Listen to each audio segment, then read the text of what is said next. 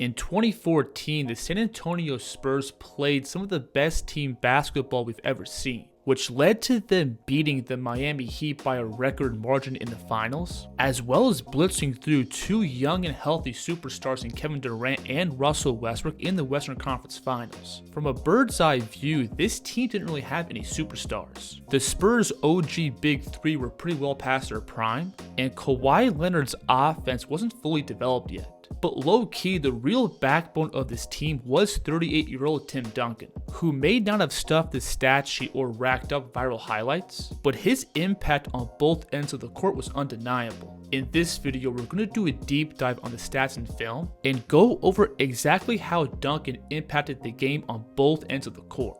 Now, when looking at Duncan's play, the first place where we have to start is his postgame. Throughout this playoff run, he shot just below 49% on all his shots stemming from the post. And Duncan's real superpower on the block was how simple and direct he made everything. First, he was really good at establishing position before he catches, by either sealing off his man deep into the paint, or wedging himself behind to set up these easy catch and finishes. Look how he reads Boris Diaw here, flashing up towards the ball side elbow, so he proactively moves Haslam up and out of the paint, creating all this space behind him to catch and score. Notice how he's already fighting for position when the ball is just one dribble past half court, and a simple swing pass to Ginobili sets up another easy 2 points. And then the other important detail is that there was absolutely no fat in Duncan's game once he caught in the paint.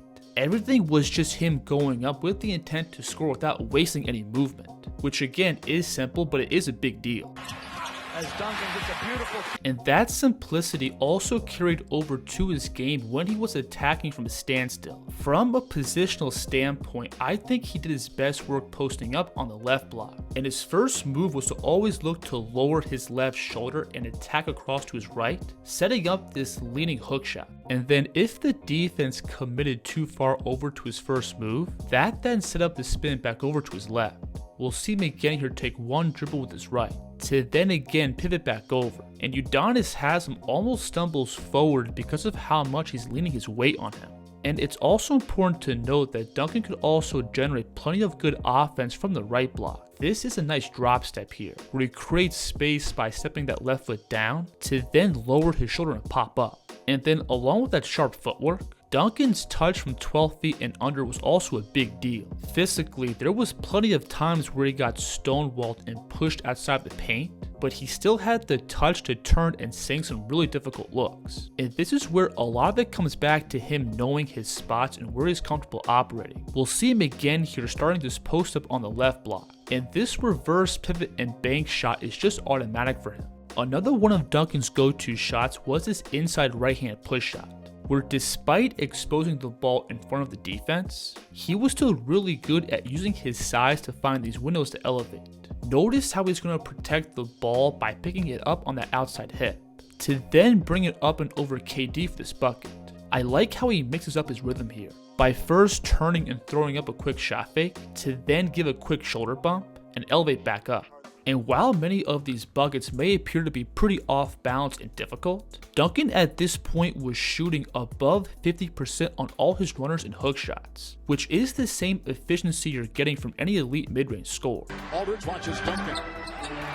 Now, when extending out and looking at Duncan's face-up game, this at the time was a pretty underrated part of his scoring package. He was very good at using his pivots to settle the defense's hands, opening up more of those automatic bank shots. And despite his age, Tim also had a pretty good first step. I like this change of pace here, where he first slowly faces up, to then rip the ball over and explode that strong right hand.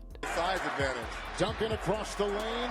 So with the ball in his hands, I wouldn't say Duncan had the most diverse or dynamic scoring package, but he did have a set of simple and reliable ways to generate efficient offense, which is all you really need with the well-oiled machine that San Antonio already had.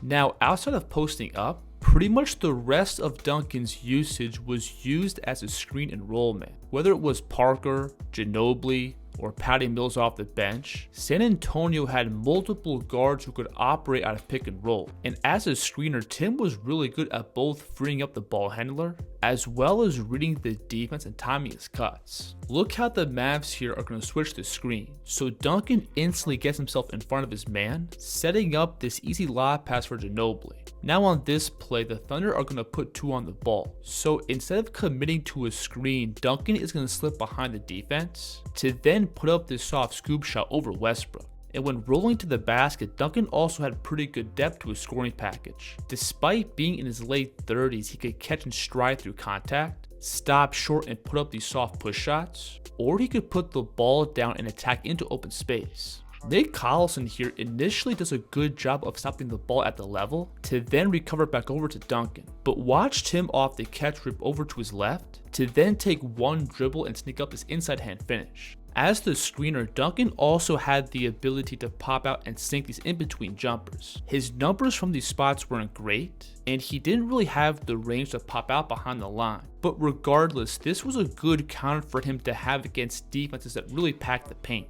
Now the Spurs also utilized Duncan a lot as a screener off the ball. Because they had so many shooters and playmakers on the floor, San Antonio could spread the defense thin with all these pin downs and baseline runners, and Duncan could fill in the blanks and capitalize on any breakdowns. I love this action here, where the Spurs simultaneously run a ball screen and pin down, and when the Heat get caught with 2 on the ball, this turns into another easy 2 points. Off the ball, Duncan also had a really good feel of spacing. He was great at reading the defense and navigating to open spots, and most of the reads he made were subtle but very effective. He's initially going to set the screen and pop out, but then as the defense hones in on the ball, he's then just going to dive towards the rim.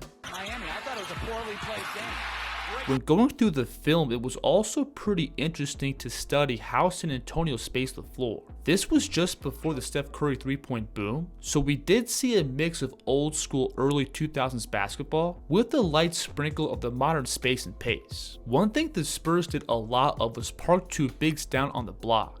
And this was especially effective with Boris Diaw because he was such a talented playmaker, where he was really good at finding these tight passing windows in the paint. Look how they again have 2 bigs down low, and just some dribble penetration leads to another breakdown and dunk. So while Duncan at this point of his career wasn't a super high volume scorer, he was still great at picking his spots in the flow of the offense. And even at age 38, he still had the juice in his game to be a pretty reliable scorer with his back to the basket, where he had his go-to set of reliable, simple, and effective moves. Now, when switching over and looking at Duncan's defense, I think an argument could be made that this is where he had his biggest impact. First, when defending in pick and roll, the Spurs primarily used him in drop, where the idea was for him to sit back and funnel the offense into long contested 2s. And of course, it makes it a lot easier when you have Kawhi Leonard defending the ball and blowing up these actions.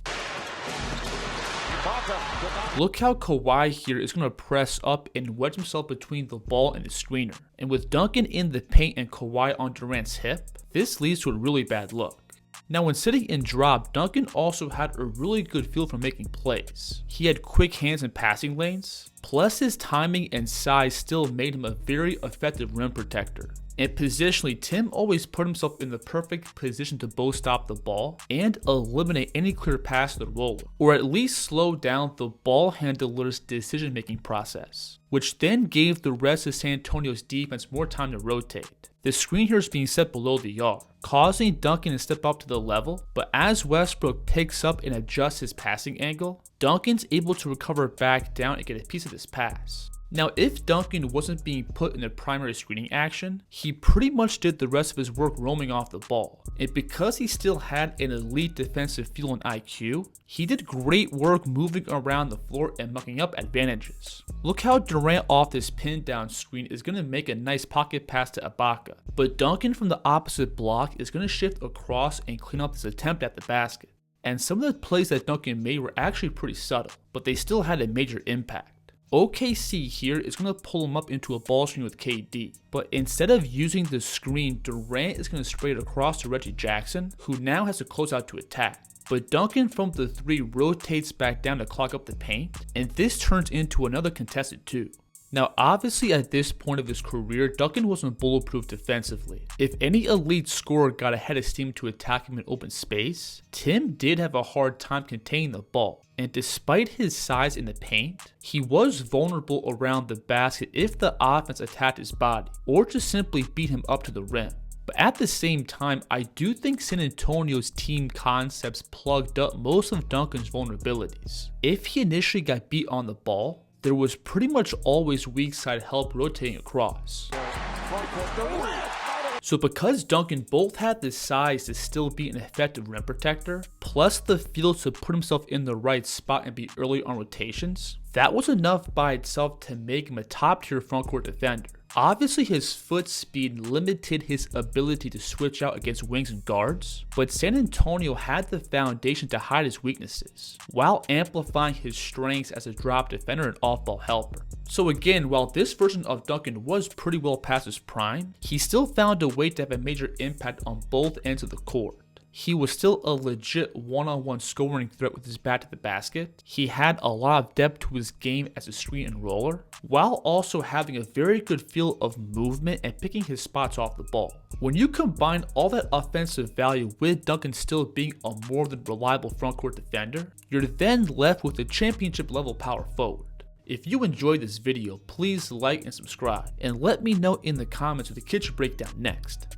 The kids here.